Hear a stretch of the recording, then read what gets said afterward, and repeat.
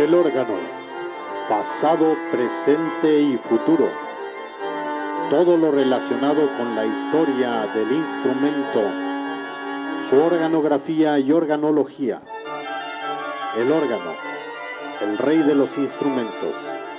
Sean ustedes bienvenidos.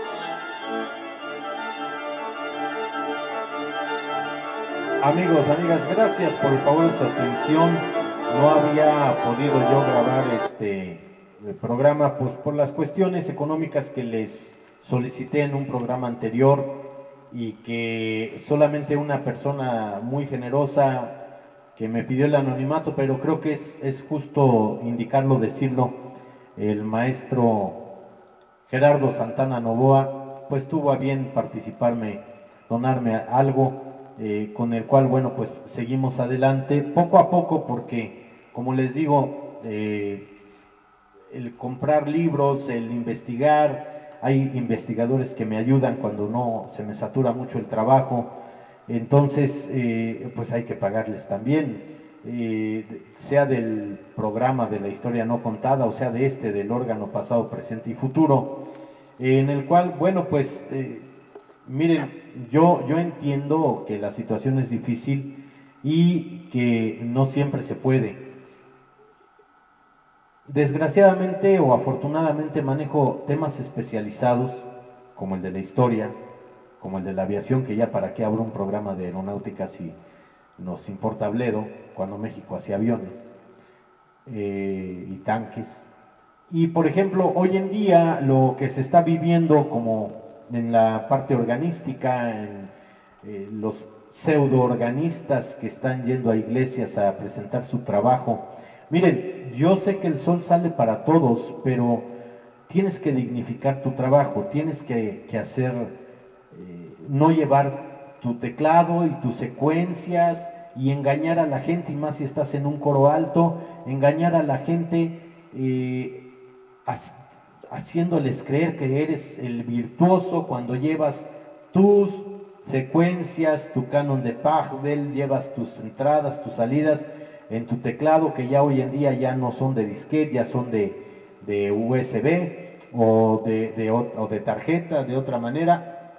Y bueno, de alguna manera la gente se la cree, desgraciadamente. Pero lo sientas en un órgano Hammond y no saben tocar, mucho menos prender o registrar. Y ya no hablemos de otros tipos de órganos que llegan a ver.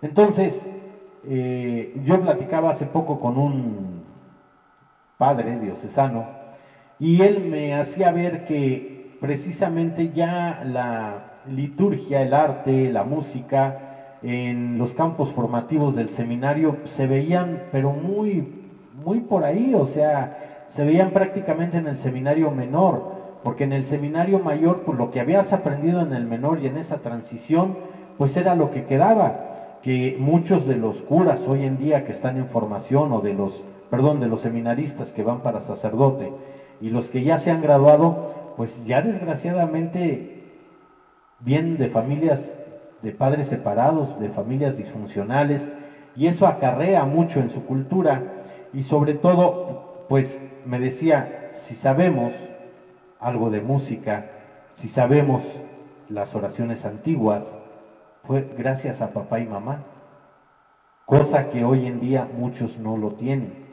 Entonces, yo insisto, yo esto lo inicié con mucho gusto, con las ganas de poder aportar a los organistas o a los nobles organistas que se dedican al oficio, porque pues, le tenemos que llamar oficio en vista de que no reconocen muchas veces los estudios realizados los curas, y que el cardenal anterior al que está ahorita, el Rivera Carrera, terminó con el Instituto Cardenal Miranda, que era la Escuela Superior de Música Sagrada, y el señor arzobispo vigente, Aguiarretes, pues como si no existiera, ¿no? Un florero más de ahí de la curia.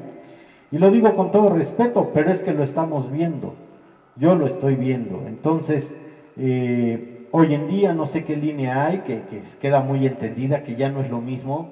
En la iglesia ven a tu oficio, tocas, vete. Ni siquiera el platicar o el convivir o el estar, según por el COVID. Ya estamos en semáforo verde desde hace más de 2 semanas y en las iglesias se siguen manejando como si estuviéramos en el oscurantismo, aquellos siglos 16, 17, donde son los años del silencio, donde realmente y cambiamos de organista, ya no quieren, desde hace años no quieren titularidades, no quieren a un responsable, no quieren a alguien que se encargue del órgano y que les dé mantenimiento y que, bueno, se establezca la responsabilidad de ser un organista titular. Uno de los argumentos es para que todos los organistas o todos los que se dedican ahí a rascarle al órgano, pues tengan trabajo. Sí, muy loable, pero de alguna manera cuando falle un órgano, cuando pase algo, cuando se roben algo, cuando hagan mal uso de él, de tantos que pasaron, ¿quién se va a hacer cargo? Entonces yo estoy convencido que lo que no nos cuesta, no lo valoramos. De ahí, por ejemplo, la educación que nos brinda el gobierno. No nos cuesta, sí, muy bien, pero también qué nivel de educación. A nivel secundaria van 5 años retrasados en sus planes y proyectos. Y por eso los padres, si tienen la posibilidad de pagar un colegio precisamente de paga, pues tanto el papá le va a exigir al hijo, porque le está costando, y los maestros le van a exigir al alumno, que es un cliente al final, está pagando por servicios especializados de educación, y bueno, tienen que dar un nivel superior, un nivel más allá de una escuela pública. Sí, está en el tercero constitucional la gratuidad de la educación, pero pues todos los políticos han estudiado en colegios de paga. Ahora resulta que dice el señor presidente que porque si estudiaste fuera de México, fuera del país, y no viene de él, esto viene desde Fox, porque a mí me toca. Antes sacabas un documento extranjero, un título extranjero y apantallabas, y no era por ese fin, sino simplemente pues el reconocimiento de que habías podido salir de tu país a estudiar carrera que en México no había, y eso me pasó a mí con la musicología. Y hoy en día es chairo, es fifí o es no sé, tantos adjetivos, quien logra estudiar fuera cuando casi todos tienen, los del gabinete, estudios en el extranjero. Entonces, miren, no es que en México no haya nivel educativo, no es que no haya buenas universidades. En el tiempo del rector de la Fuente, la Universidad Nacional Autónoma de México estaba en el tercer lugar a nivel mundial de calidad educativa. ¿Qué pasó después? Bueno, pues cambiaron de rector y quienes vinieron pues se dedicaron más a la política y a ver qué se podían llevar. Y esto es de todos los tiempos. Y ahora el gobierno quiere tener injerencia en la educación. Cuando le dijeron a la doctora Sheinbaum que si la UNAM también ya volvía ahora en verde, tenía que volver a presencial.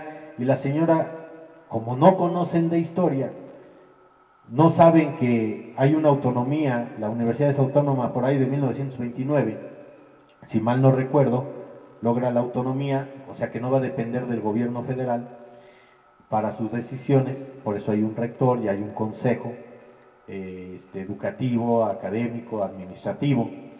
Bueno, pues dijo, sí, que ya sería buena hora que regresara, ¿no?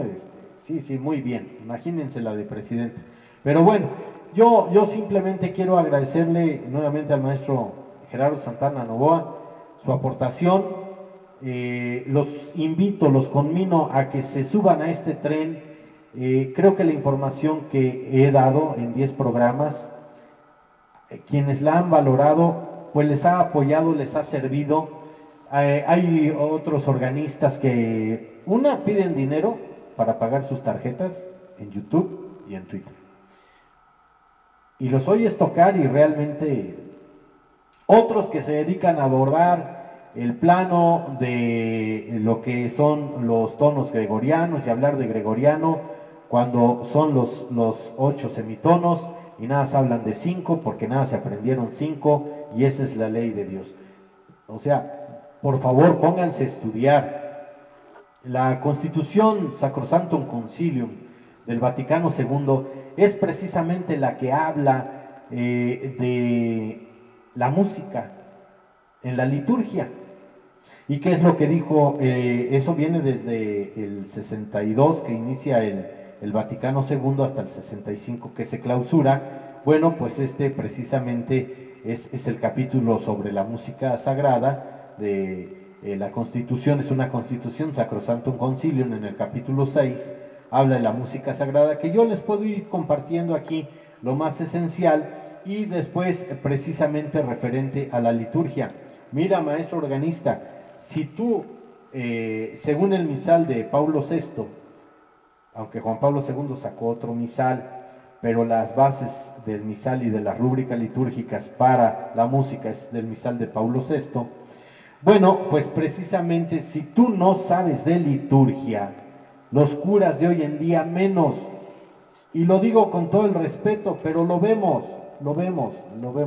Entonces, pues vuelvo a insistir, en el país de ciegos el tuerto es rey, y por eso te quieren pagar lo que te quieren pagar, y por eso te exigen, o por eso todo cantadito, o viene el ofertorio y dice, a ver, cantamos un canto de ofertorio, dice el celebrante, cantamos un canto de ofertorio donde todos canten y se lo sepan. Cuando en otros lugares te están pidiendo que cada día que toques misa estés cambiando el repertorio, porque lo mismo con lo mismo. Eso jamás la gente se lo va a aprender, eso jamás la gente se le va a quedar. Pero ¿qué pasa cuando cantas un Dios mío, un ven a mí dulce pan de la vida, cantos que de alguna manera, pues desde, como decía este padre con el que platicaba, pues es herencia de papá y mamá? ¿Qué es lo que pasa? Bueno, pues lo que pasa es que entonces sí tienes esa tradición, esos cantos que oíste desde niño, y más si eres músico o pretendes ser músico sagrado. Bueno, pues aunque te pongas un nombre muy rimbombante, Asociación Musical Pontificia de Organistas o Organistas Pontificios, a ver, no se confundan, no se hagan bolas. El ser organista pontificio te tienen que dar tu dictamen, te tienen que dar tu autorización, y cuando hay una visita papal o estás trabajando en el Vaticano. Yo en la 4ª visita papal fui organista pontificio suplente. El organista titular fue mi maestro, el maestro Roberto Oropeza Licona. En la 5ª visita papal fui nombrado por nombramiento asesor de logística en materia musical, y me toca acreditar ante el Estado Mayor a coro y orquesta. Entonces, ¿cómo les diré? No es una crítica destructiva, al contrario, está bien, si vas a hacer las cosas, hazlas bien, pero hazla con el conocimiento histórico, con el conocimiento. La música litúrgica no nace a partir de que tú te subes al órgano y empiezas a tocar misas de 12 o misas de domingo o ceremonias o bautizos o a lo que te llamen. No, tiene siglos la música sagrada, y donde se le da su realce, donde se le da su lugar, precisamente es en el Concilio Vaticano II, que ya debiera haber otro concilio, porque la iglesia también está muy mal. No, la iglesia, hablando de magisterio, hablando del gobierno eclesial, tú te puedes pasar horas hablando con un obispo de la música sagrada, de los órganos, de la urgencia que hay de su mantenimiento, de la urgencia que hay de la profesionalización del organista. En Europa, por ejemplo, te piden el título de Organkirche, que quiere decir organista de iglesia, que quiere decir que ha sido formado y preparado para, en muchos aspectos, no nada más en la música, sino en el aspecto litúrgico, para poder dar un servicio correspondiente, y se te asigna un sueldo y se te asigna seguridad social, y así como los doctores, los dentistas, todos tienen atrás su título, te piden que si no dejas el original, dejes una copia en la oficina y pongas tu título detrás en algún lugar de ti, donde cuando la gente vaya a pedir un servicio y hable con el organista, sepan que están hablando con un organista preparado, con un organista litúrgico, un organista que sabe de música y sabe de la liturgia, porque muchos permiten y son muy permisivos, y como ya pagaron la ceremonia, el padre se hace la vista gorda, bueno, pues que en la elevación se toque el himno real español, o por ti volaré, o cuestiones que nomás, no, cuando por ejemplo, si ustedes no lo sabían, sépanlo, que el Papa Pío X prohíbe la marcha nupcial de Mendelssohn, la de ta ta ta dan, ta ta ta dan. ¿Por qué? Porque es la música de Sueños de una noche de verano, donde precisamente se toca esa música cuando se casa un asno con una ninfa. Y entonces hubo curas de la vieja escuela que prohibían la marcha nupcial, te la cambiaban por otra, pero marcha nupcial no.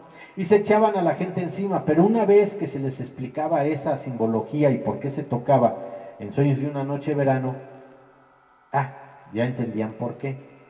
Pero volvemos, falta de cultura. Si no te quieres meter en broncas, pues está bien, tócala. La de Wagner también. Y hasta la toman de chotis, de ya se casó, ya se amoló, pobre pen, ¿no? Entonces, ¿qué es lo que pasa? Debemos seguir estudiando, debemos seguir formándonos, y créanme que este canal de El Órgano Presente, Pasado y Futuro, todo está sustentado, todo está bien cimentado. El que les habla, más de 30 años de servicio como organista titular y profesional, abarcando los diferentes ramas que tiene la organística, que es la clásica, la sacra y la popular, la profana, por decirlo así. En todos esos medios me desenvolví. Entonces, pues de alguna manera tengo ya mucho tiempo de experiencia para poderles compartir. Pero repito, hay músicos, no les puedo llamar organistas, que piden hasta para ayudarles a pagar su tarjeta, para una cámara, para micrófonos y para un teclado nuevo, y realmente no se saben la O por lo redondo. Qué triste, y desgraciadamente los apoyan. Bueno, pues está bien, repito, el sol sale para todos. Yo ya dentro de poco voy a quitar este programa que hice de petición, porque no hubo respuesta, y a manera de mis posibilidades pues seguiré haciendo estos programas. Si te gustan o no, pues, si no te gustan, pues hay más chafas, si tú quieres no lo veas, pero la información que yo te dé aquí, los materiales que he puesto a disposición, ya muy difícilmente los encuentras. Pues amigos, amigas, por el favor de su atención, muchísimas gracias. Es algo para reflexionar, y me despido de ustedes. Su amigo Ricardo Trillanes se despide, esperando vernos muy prontamente en otro programa de El Órgano, Pasado, Presente y Futuro. Gracias, hasta la próxima.